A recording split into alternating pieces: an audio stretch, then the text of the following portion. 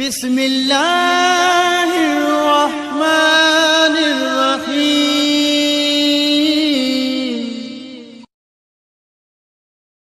أعوذ بالله من الشيطان الرجيم بسم الله الرحمن الرحيم الحمد لله رب العالمين الصلاة والسلام على أشرف الأنبياء والمرسلين أما بعد بسم الله الرحمن الرحيم नादरीन करम असां तव्हांजे साम्हूं हाज़िर थिया आहियूं। असांजो मौज़ू सुखन आहे जुमे जे ॾींहं जी फज़ीलत ऐं उनजी अहमियत।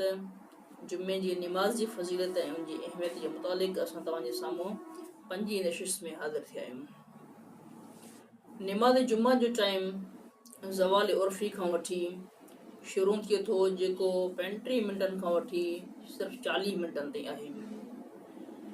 हिकु नुक़्तो क़ाबिल तवजह आहे त अगरि ख़ुतबो 40 मिंटनि जो आहे त पोइ बग़ैर फ़ासिले जे जुमे खे तमामु शर्तुनि सां गॾु पढ़ी वञे ऐं निमाज़ जुमा सही ऐं काफ़ी आहे।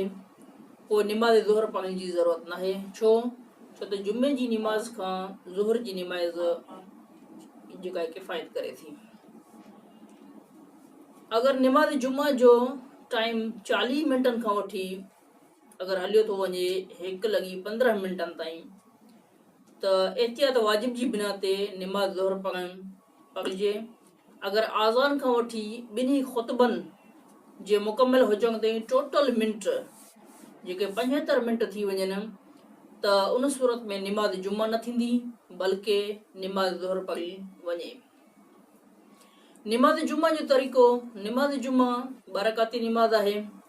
अलबत्ता हिन में हिकु फ़र्क़ु इहो आहे त हिन निमाज़ में 2 कुनूत आहिनि।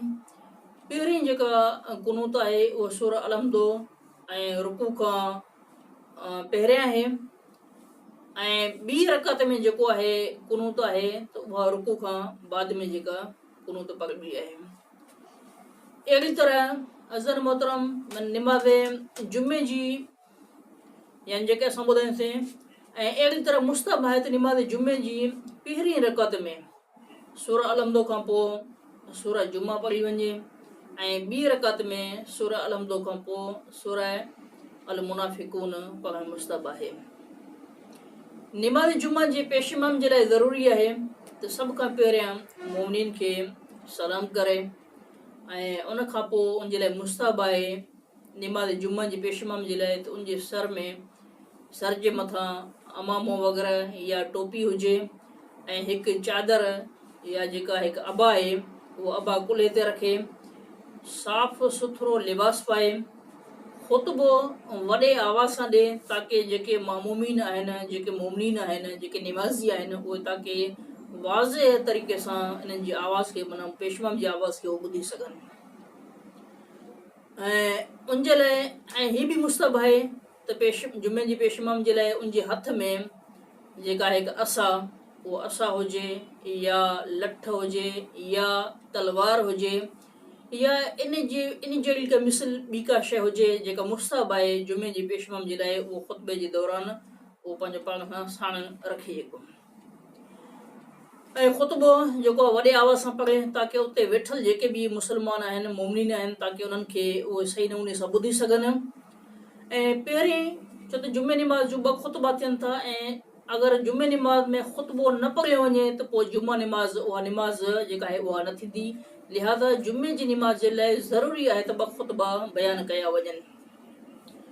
पहिरें ख़ुतबे में बि ज़रूरी आहे त अल्लाह सुब्हानो व तआला जी हमद ऐं सना बयानु कई वञे ऐं निमाज़िन खे तक़वा इलाही जी तरफ़ जी वसियत कजे ऐं ख़ुतबे जे आख़िर में हिकु नंढड़ी तिलावत करे, पहिरें ख़ुतबे जे आख़िर में नंढी तिलावत करे ऐं कुझु चंद सेकंडनि लाइ वेहिजे, वरी ॿिए ख़ुतबे जे लाइ जेको सो पेशमाम उथी बीही रहे।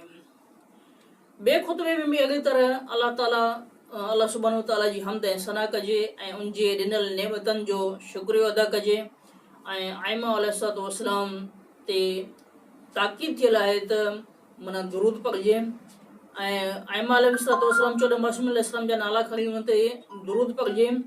ताक़ीद थियल आहे त मुस्लमाननि जी सियासी ऐं इक़्तिसादी पहलू ते गुफ़्तगू कजे ऐं उन्हनि उमूरनि ॾांहुं जंहिं ॾांहुं मुस्लमान हिन दुनिया ऐं आख़िरत ॾांहुं मुहताज आहिनि उहे शयूं बयानु करे सघजनि ऐं लिहाज़ा बिलख़ुसूस मोमिननि खे निमाज़नि खे ऐं उन उहे अक़ाइद ज़िक्र कया वञनि जेके अॼु जे दौर में जेके आहिनि लाज़िम ऐं ज़रूरी आहिनि उहे शयूं मोमिननि ताईं आश्कार कजनि ऐं मोमिननि ताईं उहे शयूं पहुचाइजनि ऐं उन्हनि जो तज़किरो बि कयो वञे। मुस्लमाननि जे दरमियान ॿधी ऐं वहदत जो फ़रोग़ ॾिनो वञे ऐं शिया इमामिया अक़ाइद जे मुताबिक़ उन जे मथां अॼुकल्ह जे दौर में जेके मोमिनीन जे मथां मुस्लमान जे मथां जेके हमला थी रहिया आहिनि त हिकु पेश इमाम खे घुरिजे त उन शयुनि जी तरफ़ मोमिनीन खे जेका तवजो ॾियनि तरजीह ॾियनि ऐं लिहाज़ा इहे सभु शयूं हिकु पेश इमाम जे लाइ ज़रूरी आहिनि। त अज़ीज़ान गिरामी, अॼु असांजी नशिस्त जी आख़िरी पुॼाणी इन मंज़िल ते पहुती। इंशाअल्लाह ॿी नशिस्त में असां तव्हां नाज़रीन जे साम्हूं हाज़िर थींदासीं। वस्सलामु अलैकुम वरहमतुल्लाहि वबरकातुहू।